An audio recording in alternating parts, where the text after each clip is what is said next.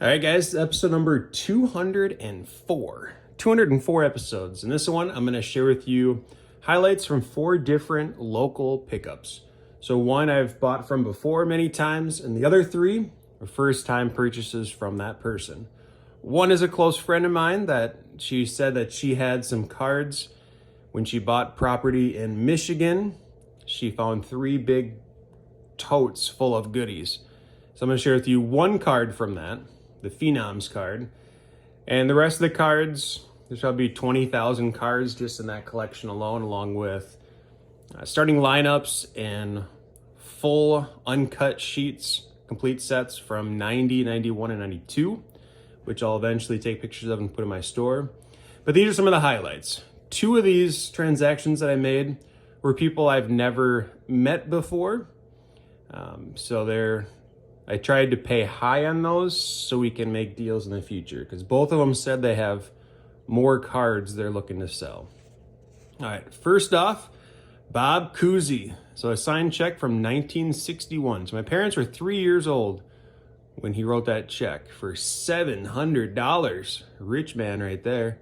So he played for Boston, won some championships. I think it says realty there, so maybe this is a house payment, possibly. Kind of cool. So I think you can buy these for between $35 and $45 ungraded. So I think I paid $30 for this. It's cool. I'm not going to sell it. I just find that a cool piece of memorabilia. This is from the collection in Michigan. I took a picture of this and put it on Twitter and asked people's opinion if they thought it was real. 2 super collectors of Mike Piazza said it looks like an early autograph. So this card is from 92. So it's a rookie of Mike Piazza. You can definitely tell it's a silver ink. You can see it's kind of bubbling there because it didn't react well with the glossiness of the card. I'm going to put this on eBay. I think the eBay buyers will have to kind of do their own research. I assume it's real. The Twitter community said it probably was real. I guess we'll see. I think I can get between 25 and 50 for it. I guess we'll just let the auction roll. This next one I got yesterday. So it is a Reggie White from 98, numbered 10 out of 20. This actually, if you're familiar with transparency paper back in the olden days of teaching, that's kind of what this feels like. So very flimsy. It's even thinner than transparency paper. So very light card. It's a rare insert. I saw Brett Favre sold for $190 in auction. I don't know what this is going to do. I'm trying to decide if I do a buy it now of $150 or best offer, or if I just let it roll in an auction. Probably leaning towards auction, but we'll see. Babe Ruth orange foil out of 21 Topps Gallery. So my friend Nick, I had a bunch of single packs and he bought all the single packs and he pulled this. So it's numbered 5 out of 10. Not sure if I'll just run this in an auction by itself or add one of the one-of-ones from 2008 SP to go along with it.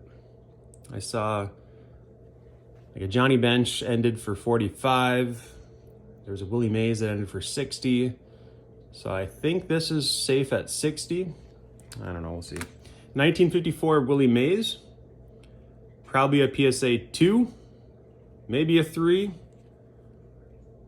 Beautiful looking card. Great color. Centering isn't too bad. Corners are rough, but this one I'll run in auction. I'll post it tonight.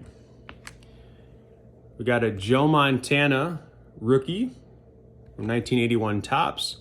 It's in pretty good shape. Maybe a 7 if I had to throw a number out there.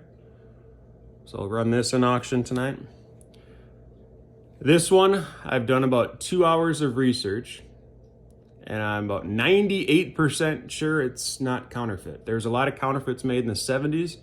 It's one of the highest counterfeited cards in the hobby. A couple things that stood out. Centering is off. That's a good thing. If it was perfectly centered, red alarms would be going in my brain right now. You can see the Cincinnati Reds logo has got kind of a faint black border around the C. That's a good sign. It's a white border along his hat. That's a good sign. It's not too pixelated. That's a good sign. It's a little bit kind of a cream color, not a white color. That's a good sign. And then it has some of the ink spots that are very normal when you have cards this old, and that's a good sign. So after looking at research, again, about 98% confident. I see plenty of Pete Rose cards on eBay that I am very certain that they are counterfeit.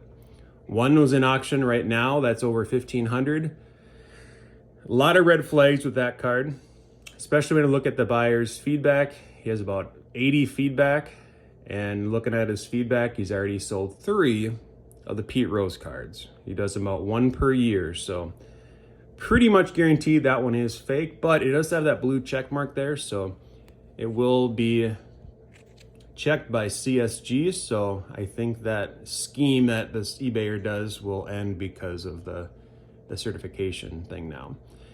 So if this gets over 250, which it definitely will, I think this will go between 600 and 1,000, just based on the condition. When it gets over 250, it'll be the blue check mark will appear, and then the person that's buying this will have the kind of the protection there that it is real. So I'll list that tonight for a 10-day auction. Mickey Mantle, this is definitely a 1 for sure. Rough condition, but for an average person like me to pick up a Mickey Mantle, you're not too worried about the condition. This one, the buyer said, or the seller said, that it was found in an old barn in Wisconsin. So there was cards there. About 10 years ago, he said, whatever's there, you can keep it if you clean it out. And this was in a barn. I don't know for how many years. It's got a story. This I'll list. This one I'll list too. So it's the silver 92 front row Derek Jeter. The corners look pretty good. Edges look pretty good. A little slight whiting. You can probably not even see it in camera. The only other flaw, I would have paid a lot better on this if I didn't see this. There's kind of a watermark or a water stain right here. So it's kind of raised a little bit. Probably can't see it on camera. There you can. You probably see it there. So it took it from like a PSA 8 or 9 to like a 6 just based on that. And he didn't know that was there. So we negotiated, and I think I paid pretty strong in this. I paid 50 or 60. I think this in auction will probably go for 60 or 70, but I might pair it with a 93 Topps Gold. I have 2 of those. So I might do this and then the 2 golds in one auction together. I'm not quite sure yet. This one I'm gonna hold on to for a while. Again, it's an in-person auto, so it's risky. I think for the price I paid, $60, I'm confident that it's real. This one I'm gonna hold on to for 5-10 years. I'll list it when the time is right. Once I get more organized with my stuff. So I'll save this for a while. Cream from 86-87 Fleer. It's not cut very good, and the coloring is faded on the black there. So here's all about the grading and what do you think of grade at. I would say like a 5 or a 6. Paid $5 for it. This I paid $5 for as well. Serena Williams, GOAT, but it is by a iffy grading company, so I only paid $5 for it. That's cool. 93 Net Pro, Serena Williams. I'll just put a price tag and put it in my sale. And the last one here, Alvin Haynes, 2nd or 3rd year, maybe 3rd, San Diego. It didn't have a qualifier. The other 2 cards that he had from 70 Topps had qualifiers, so I kind of told him that think about it as 2 less. There's one that had a stain and one that was miscut. I said, if you ever see the 7 with parentheses ST for stain, or ST for stain, miscut MC, then you can think in your head it's 2 grades less. They just gave a grade ignoring a big flaw. They don't do those qualifiers as much anymore, which is great. I think it's confusing for people that are entering the hobby. I got burned on it one time before I learned that it was kind of there just to kind of confuse you, I think. That's all. All right, so these are the highlights from the 20 or so thousand cards that I picked up. I love the fact that 3 of them are new people that I'm dealing with. 2 for sure have more cards. So as I do this full time, it's nice to have those sourcing people that I can say, hey, do you want to get rid of some cards? So I really got about 10 people locally that I buy from. And a lot of them are just repeat sellers, which is awesome. Along with eBay flat rates and the Twitter guy from New York. So it's fun to kind of build those relationships to have a steady stream of inventory coming in. All right, thanks for watching. Happy collecting. We'll see you next time.